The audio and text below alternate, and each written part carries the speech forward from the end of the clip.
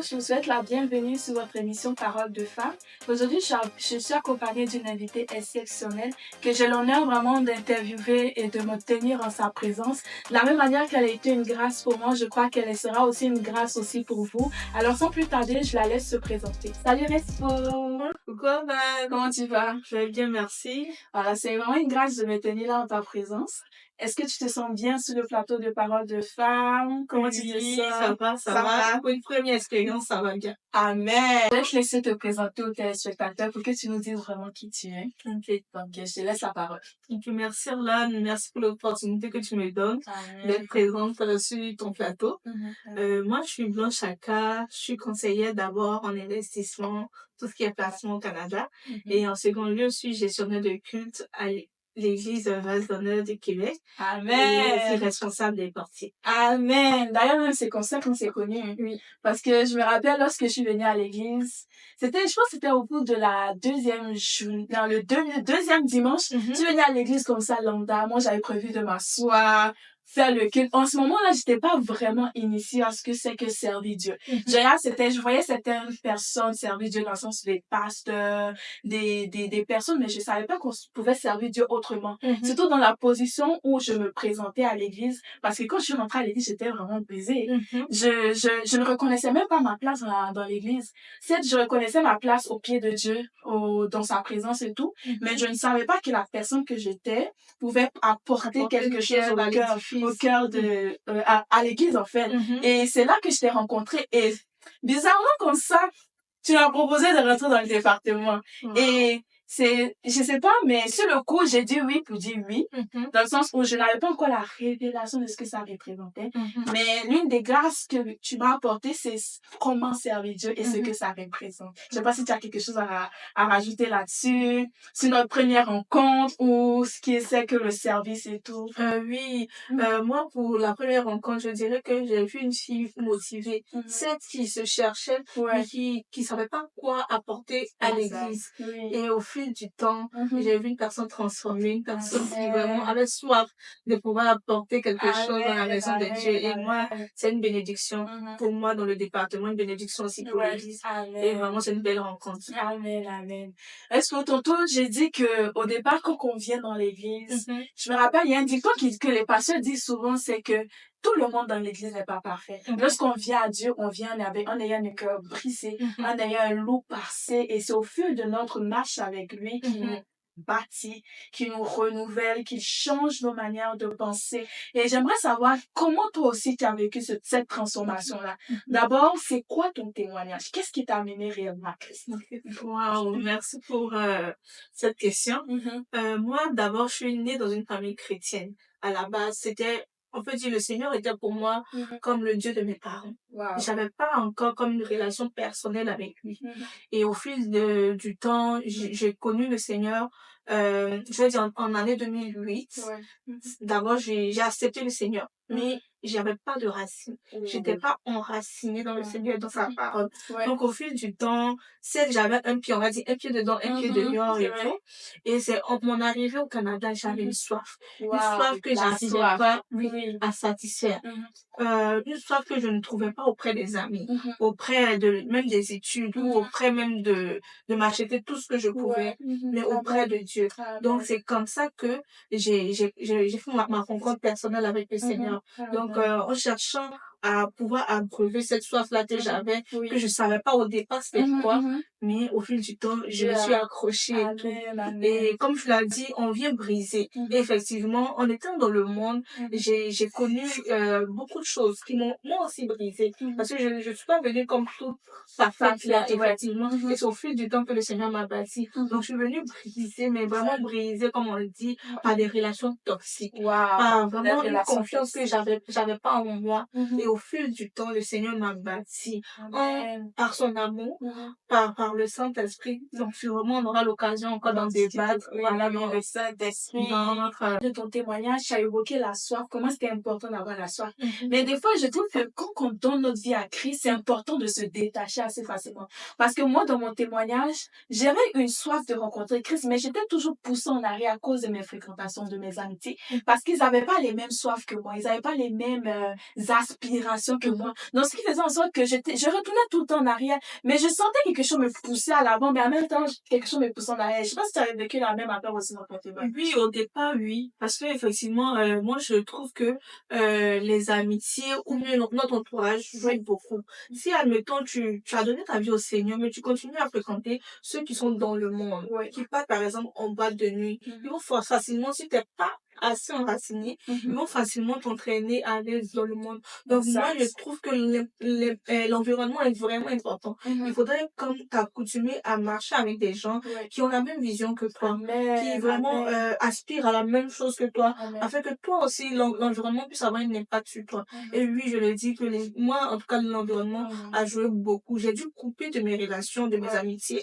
Et je pense que aussi, oui, cette soif-là, oui, ça se désire, mais c'est aussi de faire un choix. Un choix où tu te dis que oui, moi, je veux ressembler au Seigneur. Moi, je veux imiter Christ. Mais pour pouvoir le faire, certes, c'est pas par ma propre force, mais j'ai ma partition à jouer, qui est de faire un choix, de dire oui, je choisis le Seigneur, oui, je veux le suivre. Donc, je préfère perdre ces amis-là pour pouvoir gagner Christ. Amen. Donc, Amen. moi, J'aime bien ce point-là parce que c'est vrai qu'il faut avoir soif, mais il faut aussi faire des sacrifices. Parce que lorsqu'on vient à Christ, c'est pour le suivre. Il dit dans sa parole qu'il est le chemin. Et pour emprunter ce chemin-là, autrefois, on était dans une autre voie que Christ ne jugeait pas bon pour nous. Mais maintenant que nous l'avons découvert et tout, il a un autre chemin pour nous. Mais le fait de se séparer réellement de ce qui nous emprisonnait à notre vie de passé ou ce qui nous gardait captifs de nos mauvaises habitudes, c'est quelque chose de très important. Parce que on a tendance à croire que, oh, je dis Seigneur, je t'aime, tu m'as sauvé et c'est fini. Mais le travail du Saint-Esprit en arrière de ça commence par un choix personnel. Effectivement. Vraiment un choix personnel de se détacher, de faire de nouveau, de prendre une nouvelle trajectoire. Est-ce que toi, personnellement, tu as quelque chose à partager par rapport à ce détachement-là et comment toi tu l'as vécu? Effectivement. Comme le Seigneur nous le dit, par exemple, le chercher, ça se fait à tâtonnement. Effectivement, quand tu vas donner ta vie au Seigneur, c'est pas du jour au lendemain que tu vas être comme à un niveau top. Mais c'est vraiment d'accepter d'aller pas à pas.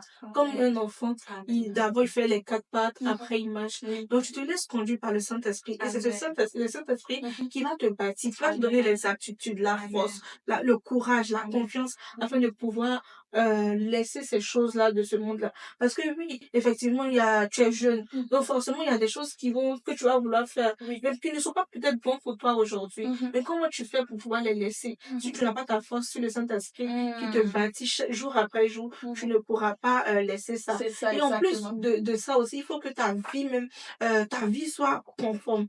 Conforme dans le sens de la prière, dans le sens Amen. de la méditation. Parce que c'est cette Amen. parole que tu vas méditer qui va nourrir en toi vraiment ce désir-là de vouloir ressembler au Seigneur. Donc, je pense que oui, le Saint-Esprit nous aide, il nous équipe, mais avec la parole et la prière, cela est plus rendu facile. C'est facile. Voilà. J'aime bien le point du tâtonnement parce que on est tellement zélé quand on donne notre vie à Christ qu'on veut tout avoir en même temps.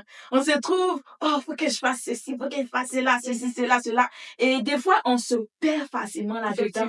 Et c'est là où je veux rentrer le point d'avoir une communauté chrétienne, une église, un pasteur, des autorités spirituelles. Parce que quand dans la parole, je pense que si je me trompe pas, c'est dans Jean 10, Jésus parle de la bergerie et du berger. Il dit, je connais mes brebis, je les appelle, elles me, par le nom, elles me suivent. Le mercenaire, lui, il vient il les laisse à la merci du loup, mais lui, il est là pour les protéger, mais il les appelle pour dans la bergerie. Et c'est la raison pour laquelle il nous a donné les autorités, les pasteurs, une communauté, parce que ce sont nos bergers. Ils nous aident à ne pas être à la merci du loup, qui sont les mauvaises fréquentations. Ils nous renouvellent aussi par les enseignements de la parole. Ils nous aident vraiment dans cette marche-là. Et je peux en témoigner parce que ça a eu une grande impact pour moi. Est-ce que tu pourrais me parler, par exemple, de comment toi, tu as réussi à te connecter de plus en plus à Christ et à délaisser les choses du passé? Oui, moi je le dis, comme tantôt je le disais, c'est vraiment la constance. Avec le Seigneur, c'est la constance qui va faire la différence. Effectivement, si tu prends l'habitude de marcher dans un cercle avec des personnes qui ont une vision de vouloir plaire au Seigneur, ça va forcément t'impacter. Si tu prends l'habitude de prier, tu auras cette coutume-là de prier, de jeûner et tout. Donc moi je pense que c'est vraiment la constance. Cette constance-là où tu viens fréquemment à l'église, tu viens pas juste une fois de temps en temps, ou quand c'est la Pâque, ou quand c'est la traversée pour porter de beaux vêtements. Mais non, tu cherches quelque chose, tu Amen. enquêtes de quelque chose. Et quand tu cherches, tu vas forcément trouver. Amen. Avec le Seigneur, c'est pas tout le temps rose. Ouais. Mais effectivement, il va répondre forcément à ce Amen. besoin Ça, c'est et cette certain. soif à laquelle Amen, tu amen. aspires à combler. Donc, moi, je pense que c'est vraiment la constance. Avec le Seigneur, il faut être constant. Et ça va venir au fur et à mesure. La constance. Donc, Oui. si on devait retenir un mot ce soir, on a commencé par la soif. Ensuite, on avait quoi déjà? On avait le tâtonnement, le tâtonnement, le Saint-Esprit, le et là, maintenant, on Saint-Esprit, parle de la constance. la constance et aussi les sacrifices et le choix. Parce que le Saint-Esprit va pas faire tout le travail à ta place. Faut que tu fasses un pas vers lui pour que lui aussi puisse te tirer vers de l'avant. C'est Effectivement. exceptionnel. Mais on a touché beaucoup de sujets et tout. Mais j'aimerais ça qu'on puisse parler aussi de ton processus. Tu nous as parlé tantôt que tu servais à l'église. Comment est-ce que tu as commencé à servir à l'église? Comment ça s'est fait? Ok. Ça s'est fait vraiment naturellement. Quand je suis arrivée, il y avait un besoin. Oui. Moi, je suis arrivée, l'église était encore vraiment très jeune. Donc, il y avait pas de personnes qui accueillaient, qui disaient bonjour aux personnes qui venaient. Parce que vu qu'on n'était pas nombreux, une personne pouvait faire comme 5 ou 6 choses à la fois, soit les codimes, la Sainte Seine et tout. Donc, moi, quand je suis arrivée, il y avait ce besoin-là de pouvoir accueillir les gens. Donc, j'ai trouvé utile de pouvoir aussi dire bonjour aux gens. Et moi, j'ai été tellement bien accueillie, franchement. J'ai ressenti l'amour, la joie et tout. Et j'ai voulu aussi communier ça. Ce que j'ai reçu, j'ai voulu donner ça à mon prochain. Donc, j'ai voulu tout de suite me mettre au service de l'accueil. Et c'est comme ça que j'ai commencé le service et tout. Et puis, ce que je peux rajouter là-dessus, c'est que on veut être sûr que le Seigneur qualifie ce qu'on fait. Au départ, on peut ne pas se sentir qualifié. Je peux dire que oui, je peux me sentir utile pour l'accueil, mais je peux ne pas être qualifiée. Mais c'est le Seigneur qui nous équipe. Le Seigneur qui nous qualifie. Donc, c'est ce que je voudrais rajouter sur ce point-là. Il y a 2 points que moi, je voulais toucher aussi par rapport à tout ce que tu viens de dire. C'est le fait que tu as remarqué un besoin dans l'église. Parce que on peut dire que Dieu ne se tanne pas de cette... Bien, on a toujours besoin. Il y a toujours un besoin dans l'église que nous, on peut combler ou on peut apporter quelque chose. Et le deuxième point que tu avais donné, c'était le Seigneur te qualifie. Parce que très souvent, quand on vient à l'église en tant que personne, je vais dire nouvellement sauvée ou anciennement sauvée. Nouvellement sauvée ou anciennement sauvée, on a tendance à croire que on ne prend pas en compte notre place et l'apport qu'on peut être pour le corps en Christ, le corps de Christ et tout. Et vraiment se rendre compte qu'en fait, j'ai donné ma vie à Christ, mais je lui ai donné aussi cette vie-là pour le service. C'est quelque chose de très important. Et toi, Respo, qu'est-ce que tu pourrais dire par rapport au service? Qu'est-ce que le service t'a apporté personnellement? Que ce soit dans ton intimité avec Dieu ou dans ton identité? Waouh, c'est une très belle question. Effectivement, moi, le service m'a beaucoup apporté. Au niveau de ma confiance, d'abord, j'étais une personne très, très timide. Quand on la Bible dit qu'il ne nous a pas donné un esprit de timidité. Donc, ça a enlevé en moi la timidité. Aujourd'hui, je peux me tenir sur un plateau. Avant, une personne d'avant qui m'avait connu m'a dit, mais, est-ce que c'est drôle comme ça? Donc, déjà, la confiance m'a permis de m'affirmer, de connaître qui je suis. Le service aussi m'a permis de me donner des qualités, l'habilité, la gestion. Par exemple, travailler auprès du pasteur m'a permis d'être une personne diligente. Parce que pour faire une histoire courte, le pasteur est quelqu'un de très, très diligent. Donc, travailler à ses côtés, ça m'a permis d'être diligente. Donc, j'utilise cette diligence-là même dans ma vie personnelle, au travail. Donc, dès que j'ai quelque chose, j'essaie de travailler de manière vraiment proactive et être diligente. Le service m'a apporté beaucoup de choses. Mais en gros, pour résumer, c'est vraiment la confiance. La confiance et tout. Et puis, un point aussi que je veux rajouter, c'est au niveau de l'amour. Le service a développé mon amour. Mon amour pour les gens, mon amour pour ma famille et puis pour tout cela même qui m'entoure. On nous a enseigné l'amour sur différentes formes, comme l'amour en longueur, en largeur, mais le service m'a appris à aimer. M'a appris à aimer, non pas de manière superficielle, mais vraiment de manière profonde. C'est-à-dire, en regardant une personne, je ne veux pas la juger sur son apparence, mais je vais l'aimer au-delà de ce que je vois, parce que Christ, même moi, m'a aimé tel que j'étais. J'étais pas parfaite, mais il m'a aimé comme j'étais. Donc, vraiment, le service m'a apporté tellement de choses, mais en gros, l'amour. Et puis, cet amour-là qui vraiment protège, qui essaie de rendre les autres meilleurs. d'attirer les autres aussi à venir servir le Seigneur. Donc, en gros, c'est ça. Waouh, c'est exceptionnel ce que tu dis. Et vraiment, ce que je retiens, c'est le fait que Dieu qualifie. Parce que comme tu dis, au départ, quand tu es venu, tu avais ce manque d'assurance-là. Mais à force de servir Dieu, d'être dans sa maison, et tu parlais aussi du fait que tu étais au contact du pasteur, ce qui t'a permis d'être diligente. C'est-à-dire que le faire aiguise le faire. C'est au contact des autres que nous sommes transformés, que nous sommes équipés également. C'est dans la maison de Dieu qui nous apprend à grandir, qui nous forme, qui change nos désirs, nos manières de voir les choses. Et vraiment, reste pour moi, j'étais comme toi aussi. Quand j'ai commencé le manque d'assurance, il faut savoir aussi que pour accueillir des gens, il faut se tenir à la porte. Oui, avec le sourire. C'est vrai. Rose pour blanche, à chaque dimanche, insiste sur le sourire. C'est vrai que le sourire est important. Donc, faut se tenir devant tout le monde, saluer tout le monde, briser la glace avec un sourire, un cœur accueillant. Et c'était pas facile au début. Et je rends grâce à Dieu parce que c'est à travers la disposition de mon cœur qu'il a fait cette œuvre-là. Parce que je me dis que si j'étais assise sur les bancs de l'église à prier, Seigneur, donne-moi l'assurance. C'est vrai qu'il aurait trouvé une autre voie, mais la voie qu'il avait choisie pour moi, c'était celle-là, à travers l'accueil. Et ce n'est pas rien que l'assurance, tu avais parlé aussi de l'amour. Oh, l'amour, c'est très, très, très important. Et je peux le témoigner parce que je sais pas comment l'exprimer. C'est à travers toi que je reconnais l'impact du caractère. Parce que j'ai toujours eu cette soif-là de servir Dieu. Mais j'ai manqué d'assurance en moi. Je croyais pas au fait que je pouvais servir Dieu parce que j'avais trop de défauts. Je pensais que j'avais trop de défauts et tout, que Dieu pouvait pas utiliser mes faiblesses ou que, je trouvais que j'étais pas assez, quoi.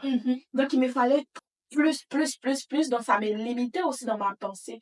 Mais lorsque je suis venue à l'église et que on m'a accueilli et puis on m'a dit que toi, on veut que tu fais partie du corps de Christ et on veut que tu puisses manifester la gloire de Dieu à travers ta personne, à travers ton service et que tu impactes les gens autour de toi. Ça a été vraiment un déclic dans ma tête. Et c'est dimanche après dimanche que, pas à pas, Dieu a ôté vraiment le voile qu'il y avait dans mes yeux par rapport à la personne que j'étais. Et j'ai réalisé en fait que je pouvais donner de ce que j'ai reçu aux autres. Comme tu parles de l'amour et tout. Et ça change vraiment. Je peux témoigner que le service, ça transforme énormément. Et la présence des autorités spirituelles, des frères en Christ et tout. C'est vraiment un grand impact dans ma vie et tout. Qu'est-ce que je voulais dire? Et oui, je voulais parler aussi du caractère. Parce que quand Dieu t'aiguise et qu'il te change, l'impact que tu as dans la vie des autres, c'est différent. Parce que j'ai réalisé qu'en fait, à travers ta vie, tu n'as pas besoin de trop parler, mais ton témoignage parle de lui-même. Tu n'as pas besoin de ouvrir la bouche, mais ta présence, ce que tu apportes aux autres, l'amour et l'un des caractères que tu as manifesté et que maman Sarah manifeste et qui me stupéfait et j'aspire vraiment à le faire. En parenthèse, maman Sarah, c'est ma pasteur. Donc, que j'aspire réellement, c'est la douceur et l'amour. Manifester la douceur et l'amour, c'est un caractère qui me pousse encore à aller dans la présence de Dieu et de dire, Seigneur, moi aussi, je veux avoir ton fruit de l'esprit. Tu vois, et vraiment impacter les gens en les amenant à chercher le fruit de l'esprit. Ça, c'est une autre dimension. Waouh, effectivement. Ça, c'est vraiment une autre dimension. Oui. Mais comme on l'a dit, quand on accepte le Seigneur, on reçoit l'Esprit de Dieu. Effectivement, on peut perdre l'Esprit comme on peut le conserver. Perdre l'Esprit, c'est par le péché, quand tu regardes en arrière et tout, tu vas perdre l'Esprit. Mais pour pouvoir conserver l'Esprit, c'est vraiment manifester ces fruits-là. La douceur, la patience et tout.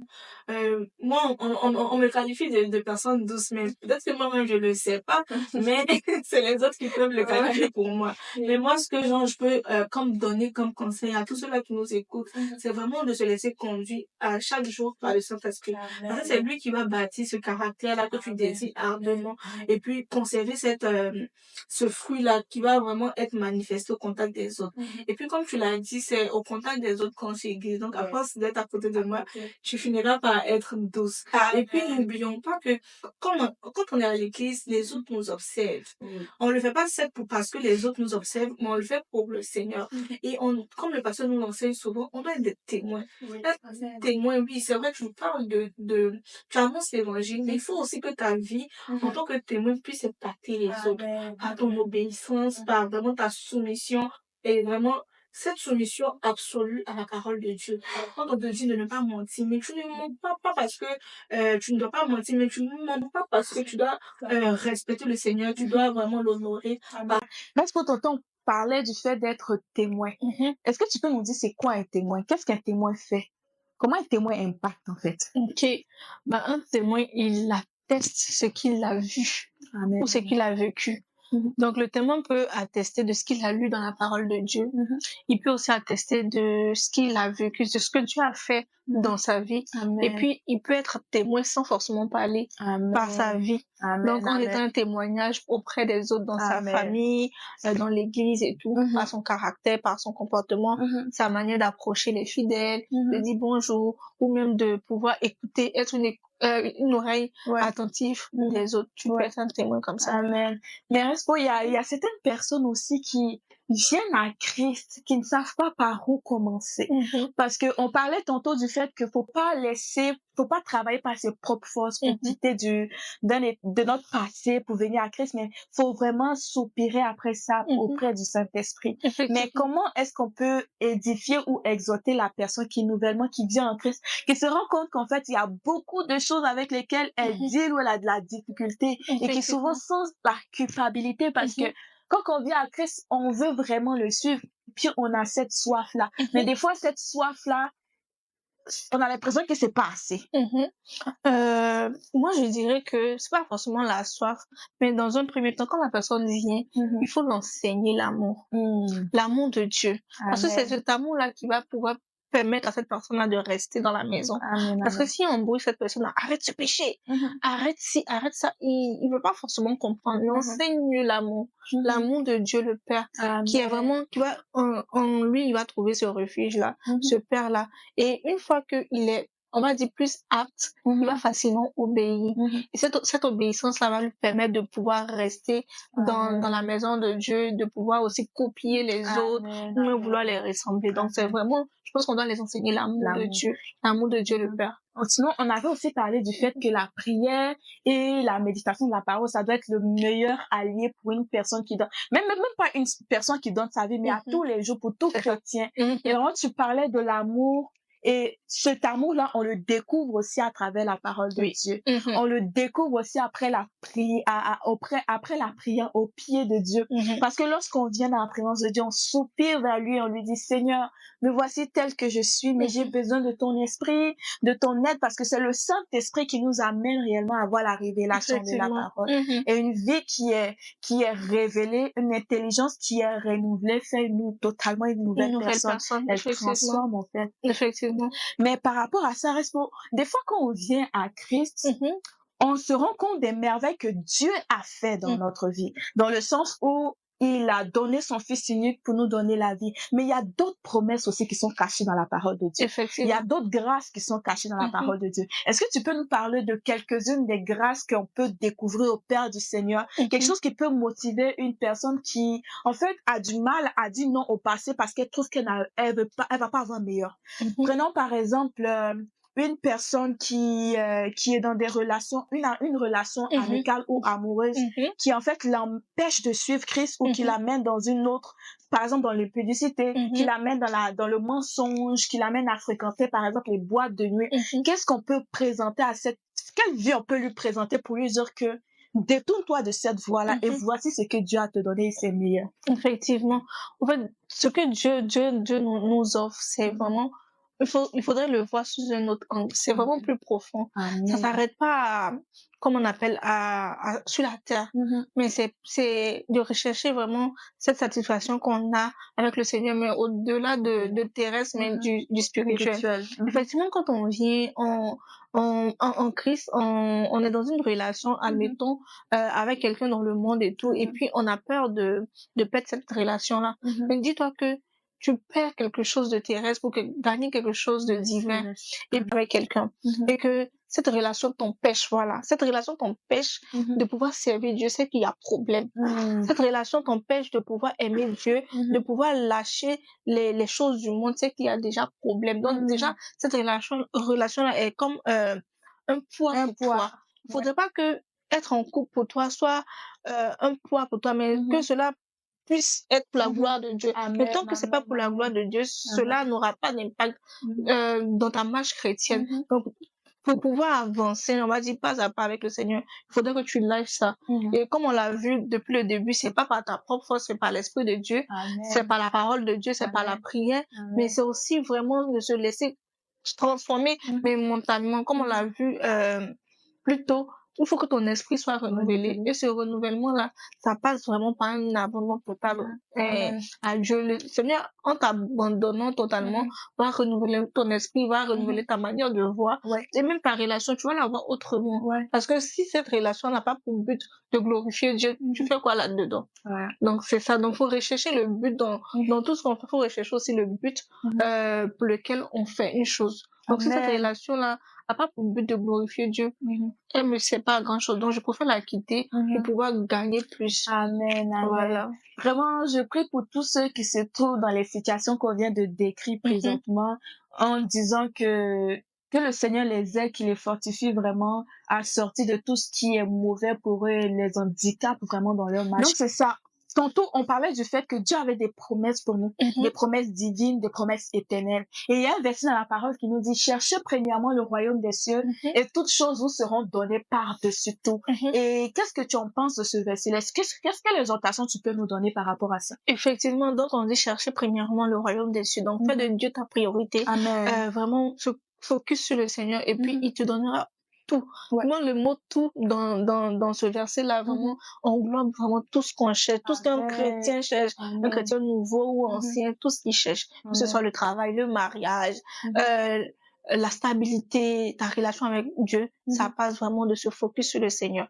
Donc, mettre Dieu en priorité dans tout ce que tu fais, tu le mets en priorité, il va forcément aligner son plan parfait afin que tout puisse rentrer en temps et en heure au moment opportun dans ta vie. Donc, vraiment se focus sur le Seigneur, se concentrer sur lui et puis il va disposer toutes choses, il va planer toutes choses. Voilà, pour ta vie. Et je voudrais rajouter par rapport à ça aussi, c'est que qui dit promesse dit vie, dit de belles choses et tout. Et des fois, on vient en Christ avec, c'est sûr qu'on n'a pas tout le bagage spirituel qu'il faut, mais l'une des choses que je peux attester, c'est que lorsqu'on vient en Christ, c'est pour gagner plus parce que on a certaines richesses qui viennent de ce monde, on a certaines gloires qui viennent de ce monde.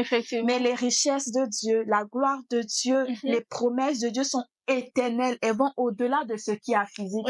Et je veux dire aussi par rapport à ça que tu nous as parlé tantôt de bénédictions qu'on pouvait recevoir aussi sur cette terre, mais il y a des bénédictions aussi qui sont liées par rapport à la prospérité dans l'âme, la guérison des blessures intérieures, la joie, parce qu'on peut dire que tu peux avoir des voitures, tu peux connaître un homme, mais est-ce que tu connais l'amour de Dieu? C'est ça, effectivement. Parce qu'il y a certaines choses qui peuvent pas nous combler. Effectivement. Parce que tu peux avoir tout ce que comme le monde a à t'offrir, mais tu ne seras pas comblé. Et vraiment, je vais dire quoi, ce manque-là se retrouve auprès de Dieu. C'est lui seul qui peut vraiment combler cette insatisfaction-là que tu as, peu importe le degré d'insatisfaction, mais c'est le Seigneur seulement qui peut combler ça. Et même le combler au-delà même de ce que tu peux penser. Donc vraiment, vraiment se focus vraiment sur le Seigneur. Fais de lui notre secours, notre appui, notre confort et tout. Et on va voir que la vie chrétienne même sera encore plus facile, plus vraiment aisante et tout, parce que on s'appuie sur le roc, celui-là même qui a créé toute chose. Donc, il sait. Et la Bible dit que il sait d'avance ses plans en fonction de nos vies. Il sait d'avance ses projets pour nous. Donc, vraiment, si nous nous appuyons sur lui, ces projets-là vont se conformer à ce que nous aspirons. Et vraiment, comme on le dit, on peut avoir des défis, on peut avoir des difficultés, mais quand tu es basé, les vents vont venir, les marées, mais quand tu es basé sur le Seigneur, vraiment, ça va être un peu plus facile, on va dire, ou plus agréable. Donc, voilà, un peu. Ouais, c'est incroyable parce que si je peux témoigner par rapport à ce verset-là, je dirais que toutes les fois où je me suis rapprochée de Dieu avec ce cœur-là d'enfant, ce cœur-là qui a soif que pour lui, qui le désire que lui, il a réussi à me combler d'une certaine manière que moi, je ne réalisais pas nécessairement sur le coup. Parce que je dirais que des fois, on aspire à ce que Dieu fasse certaines choses dans nos vies, on les met dans la prière, mais la présence de Dieu transforme tout. Je veux dire par là que la prière, c'est très important. Parler à Dieu, c'est très important, mais la disposition de notre cœur par rapport à lui, ça a un gros impact. Parce que c'est à travers le cœur que Dieu se révèle à nous. Un cœur qui désire plus de Dieu va le recevoir. Effectivement. Et ça m'emmène à penser à un enseignement que j'avais écouté où ça disait que nous sommes comme des porteurs de vie. Nous sommes appelés à porter la vie autour de nous. Et pour pouvoir vraiment facilement apporter cette vie-là, il faut se laisser conduire par le Saint-Esprit. Il faudra que on a une volonté. D'abord, une volonté au niveau de notre cœur. Accepter réellement de vouloir changer. Une volonté au niveau de notre intelligence. Je dis qu'on n'est pas assez intelligent. On a le Saint-Esprit qui a l'intelligence par excellence, qui nous donne l'intelligence afin de pouvoir vraiment faire ce que Dieu veut à un moment précis de notre vie. Et puis, il y a aussi notre nous. Notre nous dans le sens où on doit mourir à notre nous. On doit mourir, à nous, quand je dis nous, on est sur le plateau, mais à notre moi, notre ego, notre savoir et tout, et se laisser vraiment se voir comme un enfant auprès de Dieu et puis vraiment se laisser enseigner. Comme il a dit là, il nous a laissé le Saint-Esprit. Et le Saint-Esprit est notre meilleur allié de notre vie chrétienne. Et c'est celui-là qui va vraiment nous enseigner afin de pouvoir marcher correctement, afin de pouvoir vraiment bâtir ce que le Seigneur veut bâtir au travers de nous. Et c'est le meilleur témoin. En fait, c'est de là que la transformation naît. Effectivement. Ça naît de cette disposition de cœur, du fait de se soumettre. La soumission au Saint-Esprit, c'est quelque chose de très important parce que plusieurs personnes entament cette marche en Christ-là et ne voient pas vraiment le fruit du Saint-Esprit se manifester dans leur vie. Mais pourtant, ils aspirent à ça, ils aimeraient. Mais en fait, est-ce que le blocage ne viendrait pas seulement de leur disposition de cœur? Peut-être la soumission au Saint-Esprit. Peut-être le fait de passer du temps dans la présence de Dieu. On passe tous du temps dans la présence de Dieu, mais pas seulement dans les mots, mais vraiment entre dans ta chambre. Ferme la porte. Ferme la porte à tout ce qui est distraction, à tout ce qui t'empêche vraiment de te connecter avec Christ. Et c'est de là que tout part, en fait. La source d'eau vive coule, en fait. Effectivement. Et comme je le disais tantôt, comme tu l'as dit, tu entres dans ta chambre, tu fermes la porte, mais c'est vraiment cet abandon-là. Je suis revenue là-dessus, il faut vraiment s'abandonner parce que tu peux avoir cette volonté, mais si tu es encore maître de toi-même, tu ne pourras pas recevoir. Si c'est comme un vase, si tu es plein, on ne pourra pas rajouter de quoi. Mais quand ce vase-là, tu viens mais vraiment avec une pauvreté d'esprit, une pauvreté de richesse, tu viens un vase vide et le Seigneur te remplit jusqu'à déborder. Et c'est ce débordement-là maintenant qui va faire de toi un porteur de vie, un porteur partout, tu pourras annoncer facilement l'évangile. Mais quand tu viens en étant une personne déjà remplie, tu peux pas recevoir. Donc c'est un peu ça. Il faut vraiment venir avec un cœur qui aspire à recevoir, un cœur vraiment avec un vase, qui aspire à recevoir un vase vide. Dans cela, le Seigneur va pouvoir te remplir jusqu'à déborder. Et j'aimerais faire un point aussi par rapport à la prédication qu'on suit de notre pasteur, le pasteur Lorenzo. Il nous parle du renouvellement de la mentalité. Et l'un des versets qu'il a mis en lumière, c'est le fait qu'on ne peut pas mettre un vin dans de vieilles outres. C'est ça. Et dire que quand on vient souvent en Christ, on vient avec nos bagages du passé. Parce qu'on dit, viens à Christ, viens avec tes fardeaux et tes charges et tout, et je te donnerai mon joug qui est léger.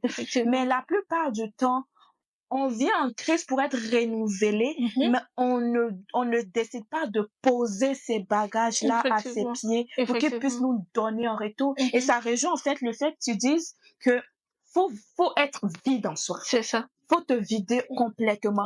Faut choisir de renouveler toute chose. Dans le sens où, comme, hier, j'étais comme ça. Hier, j'avais une mentalité de personne timide.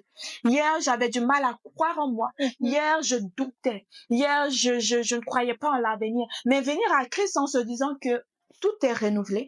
Les choses du passé sont passées. Je décide de faire un nouveau chemin avec Christ. Effectivement. De laisser tout ce bagage-là en arrière et de demander à Christ, en fait, que Seigneur, je fais ce pas-là avec toi. Je sais que c'est toi qui vas m'amener de l'avant, mais là où je pose ce pas-là, emmène-moi dans d'autres choses que ce que j'ai connu. Effectivement. Parce que des fois, on veut la grâce, on veut les bénédictions, mais on les veut à notre façon. Effectivement, effectivement.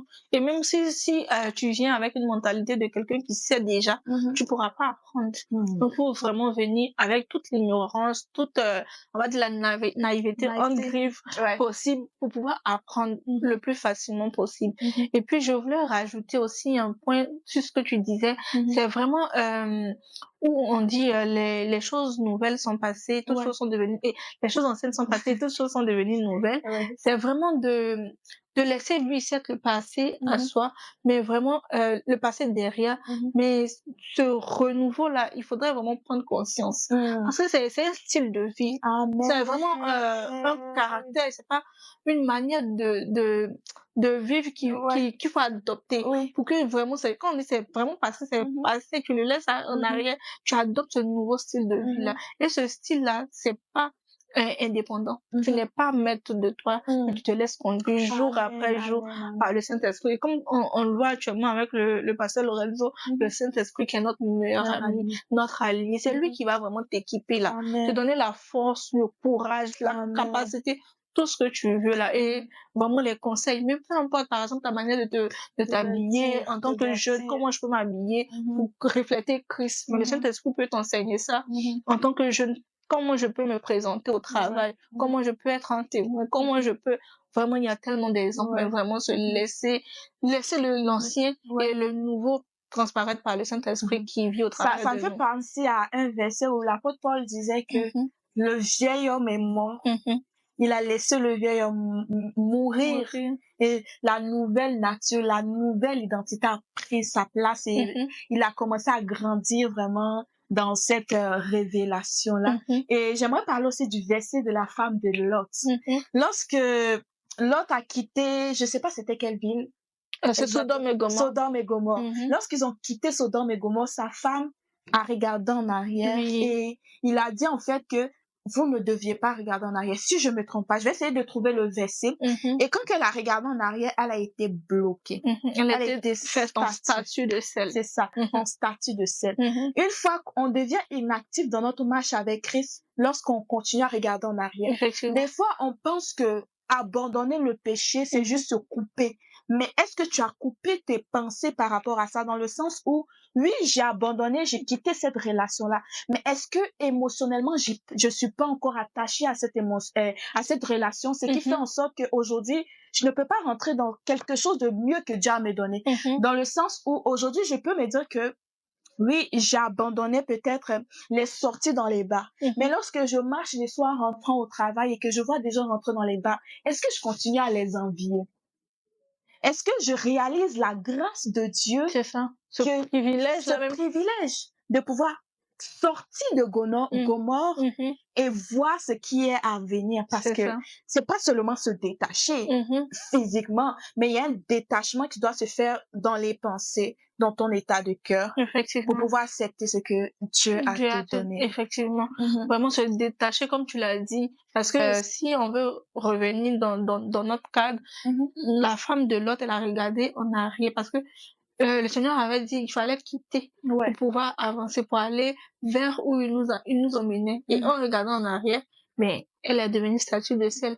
Donc, si toi, tu passes ton temps, comme tu l'as dit, à regarder les autres, tu vas facilement succomber à ça, tu vas facilement faire marche arrière. mais regarde vers l'objectif. Parce que mais genre, en contemplant Christ, on va facilement pouvoir l'imiter, pouvoir le ressembler, et puis pouvoir atteindre le but dans lequel il veut nous envoyer, la direction dans laquelle il veut nous amener. Mais si tu regardes en arrière, tu regardes vraiment tes copains aller en bas, tu regardes, par exemple, si tu ne bois plus d'alcool et tout ça, tu vas facilement mais chéris vraiment ce que tu es aujourd'hui. Parce que c'est le fruit c'est le travail de beaucoup de sacrifices que tu as fait. Donc, ne banalise pas ce sacrifice que tu as fait depuis comment je vais dire, depuis que tu as donné ta vie au Seigneur pour un plaisir de 1 heure, pour un plaisir, voilà, éphémère qui va pas durer. Essaie de chercher des choses qui vont durer dans le temps, comme ta relation avec le Seigneur. Amen. On vient de parler du fait de vraiment tourner la page sur le passé pour rentrer dans la nouvelle vie que Dieu a nous offrir, voir, admirer ces grâces-là. Mais quel conseil concret on peut dire à la personne qui a cette difficulté-là à le faire? Parce qu'on va se le dire que c'est pas facile. Parce qu'on est tiraillé entre la chair et l'esprit. Mais quel conseil on peut donner à cette personne-là? C'est ça. Effectivement, déjà, je peux dire d'avoir une personne qui a donné sa vie au Seigneur que tu as fait le bon choix. Amen. C'est vraiment le meilleur choix de ta vie. Et puis, le conseil, c'est vraiment d'aller pas à pas, de vraiment s'accrocher au Seigneur. Tu pourras pas faire des choses, quitter le monde par ta propre force, mais compte sur le Seigneur. C'est lui qui va vraiment enlever ces culpabilités-là que tu as. C'est lui qui va renouveler tes pensées. C'est lui qui va vraiment te permettre de t'enraciner dans la parole de Dieu afin de pouvoir porter les fruits de l'esprit. Donc vraiment, à tout chrétien, c'est ces conseils-là que je peux donner, mais vraiment compter réellement sur le Saint-Esprit. Parce que le Seigneur, en partant, c'est lui qui nous a laissé sur terre afin de pouvoir vraiment, on va dire, braver les obstacles, marcher dans notre vie chrétienne plus facilement. Amen. Vraiment, merci pour ce conseil-là et je sais que ça pourra édifier quelqu'un. Donc, notre moment tire à sa fin. C'était vraiment un moment très édifiant. Il y a des paroles de sagesse, des paroles